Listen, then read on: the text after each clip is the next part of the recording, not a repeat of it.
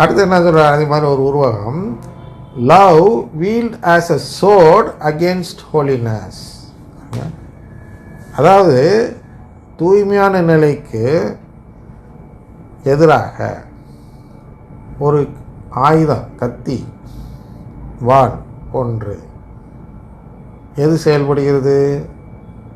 அன்பு செயல்படுகிறது என்கிறார். அப்புறம் promises peace while sowing confusion.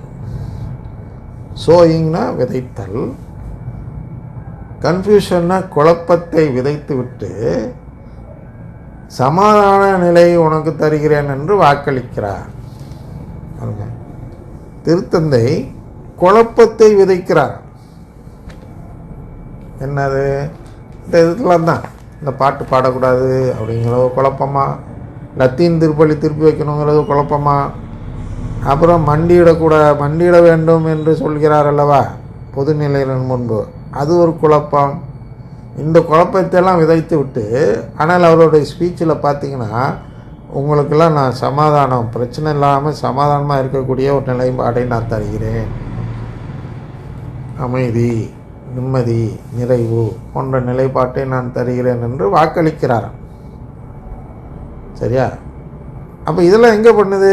இதெல்லாம் மீட்புக்கு எந்த விதமான இடர்களும் இல்லாத போது அதில் ஒரு கன்ஃபியூஷனும் இல்லை.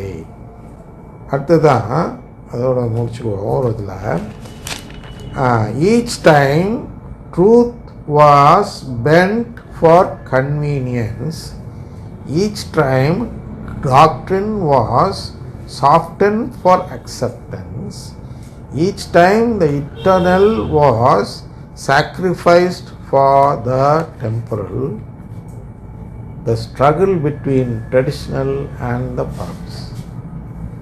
சரியா? இப்போ each time the truth was bent for convenience. பாருங்க, இவர் ஸ்ட்ரிக்டாக இல்லாமல் எல்லாத்தையும் வளைச்சிட்டாராம் திருத்தந்தை. சரியா?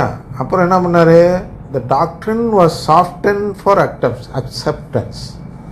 டாக்டரின் எல்லாம் மாற்றி, டாக்டரின கோட்பாடுகள் எல்லாம் மாற்றி ஏற்றுக்கொள்ளும் விதத்தில் அமைத்து விடுகிறார்கள்.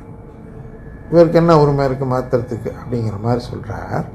அப்புறம் each time the eternal was sacrificed for the temporal. Eternal, temporal. இட்டர்னல்னால் என்றும் இருப்பது, டெம்பரல்னால் தற்காலிகமாக இருப்பது. இந்த தற்காலிகமாக இருக்கிறதுக்கு முக்கியத்துவம் கொடுத்து நிலையாக என்றும் இருக்கக்கூடிய நிலையை தரக்கூடியதுக்கு முக்கியத்துவம் தருகிறார். எனவே இந்த காரணத்தினாலெல்லாம் என்ன நடக்கிறென்றால் ஆன்டி கிரைஸ்ட், அந்தி கிறிஸ்துன்னு சொல்லலாம், எதிர் கிறிஸ்துன்னு சொல்லலாம், கிறிஸ்துவுக்கு எதிரான கருத்துக்கள்னு சொல்லலாம், திருவிழியத்துக்கு எதிரான கருத்துக்கள் என்று சொல்லலாம், கடவுளின் திட்டத்திற்கு எதிரான கருத்துக்கள் உள்ள நபர் அப்படின்னு சொல்லலாம். இதெல்லாம் ஆன்டி கிரைஸ்ட். அந்த ஆன்டி கிரைஸ்ட் உள்ள இதனாலாம் நுழைஞ்சிச்சுட்டு கருதினால் சொல்கிறார். கருதினால் மட்டும் சொல்ல, இதில் எல்லாருமே இந்த பிரிஞ்சு போயிருக்கிறவர்கள் எல்லாம் இந்த காரணத்தை சொல்வார்கள். குறிப்பாக ஆயர்மார்கள், பிரிந்து போகக்கூடிய ஆயர்மார்கள்லாம் இதெல்லாம் லிஸ்ட் எடுத்து, ஏன் பிரிஞ்சு போகிறோன்னா இதெல்லாம் நடக்கிறதுனால இவர் பின்னால் சென்றால் நமக்கு மீட்பு கிடைக்காது அப்படின்னு அவங்க ஒரு விளக்கம் தருவார்கள். அப்போ அந்த விளக்கத்தை நாம் ஏற்றுக்கொள்வதா வேண்டாமா என்று தான் நாம் இப்பொழுது பார்க்க வேண்டும். அதில் என்ன பார்த்தோம் என்றால், உண்மையின் பக்கம் நாம் நிற்க வேண்டும். இப்போ உண்மையின் பக்கம் என்னென்ன? மீட்பு, அதாவது கடவுளின் உறவு எந்த பக்கம் நமக்கு கிடைக்கும்? திருத்தந்தையிடம் அந்த பவர் ஆஃப் அட்டார்னி இருக்கிறது உடன்படிக்கை செய்ய. இவர்கள் ஏற்படுத்தும் கூட்டம் ட்ரெடிஷ்னல் கேத்தலிக் கம்யூனியன் என்ற கூட்டம், டிசிசி, அது ஆர்சியாவே இருக்கும் என்று நம்புகிறேன். ஆர்சி போப்பாண்டவர், டிசிசி போப்பாண்டவர் என்று 2 பேர் இப்போ வர இருக்கிறார். விரைவில் கொண்டு வருவார்கள். அவர் நிறைய முயற்சி செஞ்சும் அந்த முயற்சியெல்லாம் அவங்களுக்கு தோல்வி அடைஞ்சிட்டே இருக்கிறதுனால இன்னும் அது குறித்து எந்த எதுவும் செய்தியும் வரவில்லை.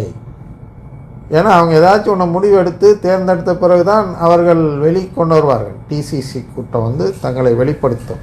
அப்பொழுதுதான் எந்த ஆயரெல்லாம் டிசிசியில் சேர்கிறார்கள், எந்த ஆயரெல்லாம் அப்படியே ஆர்சியிலேயே இருந்து விடுகிறார்கள் என்பது நமக்கு புரிய வரும். அது ஒரு பெரிய ஆபத்தை நோக்கி நம் திருச்சபை போய்கொண்டு, நமக்கு பெரிய ஆபத்து. யாருக்கு? உறவு தேடும் நமக்கு. உறவு தேடுபவர்களாக நீங்கள் இருந்தால் உங்களுக்கு ஆபத்து. உறவு தேடவில்லை என்றால் நீங்கள் எந்த குரூப்பில் இருந்தாலும் எனக்கு என்ன ஏசுதானே, ராம ஆண்டானா ராவண ஆண்டானான்னு சொல்வார்கள் அல்லவா. அது போன்ற ஒரு பெரும் கூட்டம் இருக்கிறது. அதெல்லாம் இந்த டிசிசியோடு சேர்ந்து விடும்.